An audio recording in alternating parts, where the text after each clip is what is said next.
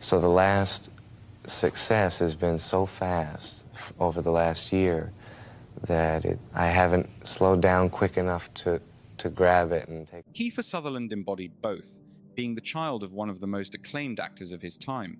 He landed in Tinseltown with every possible edge, yet chose a life just as turbulent as any role he played. This is that narrative. Let's dim the lights. To get Kiefer, you must look at Donald, the man from MASH and Clute, whose career was defined by sharp intellect and a ghostly ability to vanish into characters. By the time the boy grasped the weight of his father's fame, it was gold in the business. Born in 1966, Kiefer saw his parents go their separate ways when he was only 3.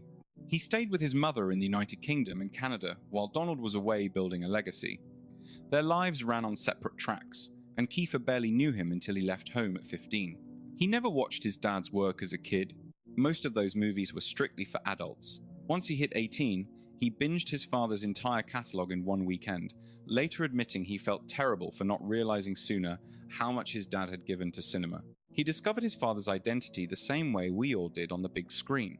His own debut came at 17 alongside Donald in Max Dugan Returns, a rare joint appearance they wouldn't repeat for years. The spark was already there. He had a raw intensity that the lens loved, leaving filmmakers wondering how to best use his talent for the next 2 decades.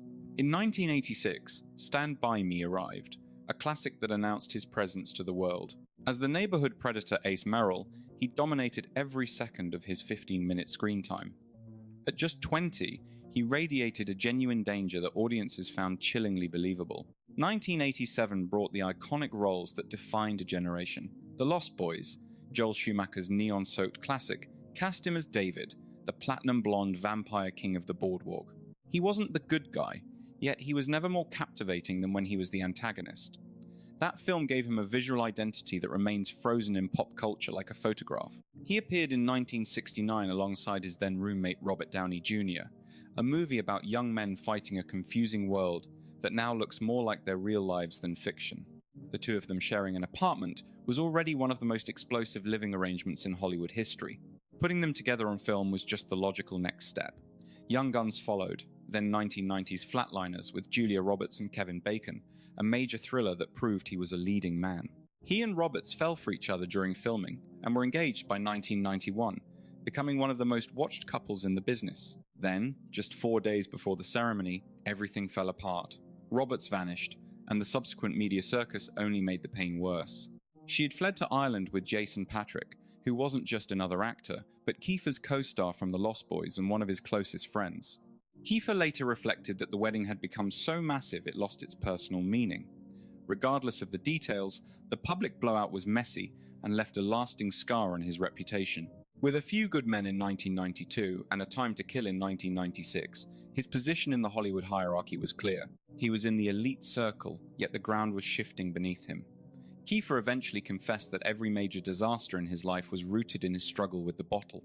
The remarkable part was his admission that he didn't stop for a very long time. The self-awareness was present, but it wasn't enough to change his path. That lack of control led to 4 driving violations over 20 years, a broken probation, and 48 days in a local jail in 2007. He described the facility as a cramped, dangerous place that didn't care about his fame. He lost precious time with his daughter Sarah, not because of his career, but because of his nights at the pub. His own brutal verdict? He called himself an idiot. But he wasn't the only one spiraling in that environment. Look at those around him.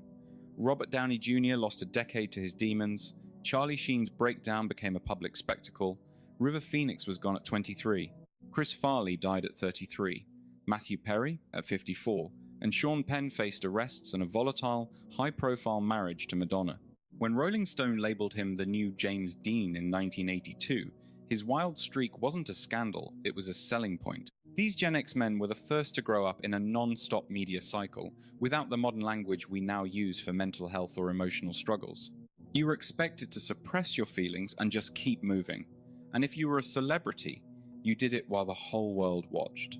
Emilio Estevez was in that same circle with the same heat, yet he chose to step back, direct, and build a quiet life.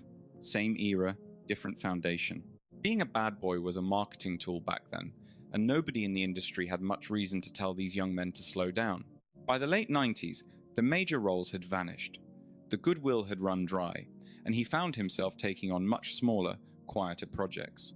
Stepping back from the spotlight, he hit the rodeo circuit, a move that perfectly captures his rugged, perhaps lonely, spirit. Then, in November 2001, the show 24 hit the airwaves. It was a revolution, capturing a single day across an entire season, minute by intense minute. Anchoring the chaos was Jack Bauer, a volatile force who despised red tape and pushed every moral boundary. Finding a persona he truly respected allowed him to channel his inner fire with precision. The industry took notice, showering him with awards while his peers watched in awe. 24 helped redefine high-stakes television, and Kiefer was the engine driving that entire revolution. In 2015, they finally shared the screen again in a western called Forsaken, a story about a son trying to make peace with a distant father. Kiefer actually pitched the project to the director himself. Donald Sutherland passed away in June 2024 at 88 years old. Regardless of their complex history, their bond eventually snapped, burying any chance for the closure he might have secretly craved. That silence lingered until January 2026, when, at 59 years old, he faced another legal downfall. The pattern remains unbroken. He has been with Cindy since 2017, a relationship they've managed to keep far away from the spotlight. For a man whose romantic past looks like a battlefield, that stability is a major shift. He has also released 3 albums, calling the music his personal journal. After 40 years of hiding behind characters, he is finally standing on stage as himself, with no script or role to use as a shield. He described being on stage as his ultimate liberation. Perhaps that's the root of everything. We aren't here to play therapist or claim we can fully dissect his psyche. We simply look at a life and see what it can teach us. My belief in resolved pain eventually finds its way to the surface in all of us. The difference for someone like Kiefer Sutherland is that his bleeding happened in public. Most of us get to do it in private. Some people are born to be steady, and some are born for the storm. It is not quite a preference, nor is it a life sentence. One can only hope that with age comes the ability to handle it with more grace. You cannot delete your identity, but you can certainly moderate it, direct that fire towards something that will not burn down the life you have built. His early work remains legendary. Picture Kiefer Sutherland at 21. Bleached hair, that signature long coat, and an intensity that practically melted the screen. He was legitimately gifted. He had more than just screen presence. He was a nuanced actor with a range that the industry never fully utilized. Those dark years were far more than a simple professional lull. Those were the moments when the high-caliber roles he earned were quietly handed to his contemporaries instead. By the time the show 24 demonstrated his true capability, the Hollywood environment had evolved. It was a massive success, but it was limited to the small screen. In the void between his actual life and his potential greatness, his struggle with the bottle is the most candid reality. His father carved out a monumental legacy by staying disciplined and letting his talent do the talking. The son inherited that same brilliance, but lacked that inner composure. We will never truly see what a clean, focused career would have looked like. That unanswered question is the real heartbreak, far beyond any legal trouble. I sincerely hope he finds his peace. I really do. Thanks for joining me today. If you found this interesting, hitting that like button or subscribing helps the channel grow. Memberships are officially available now, offering exclusive perks for those who want to support the community. To everyone who just joined the channel, welcome aboard. I am glad you are here. I look forward to catching you in the next video.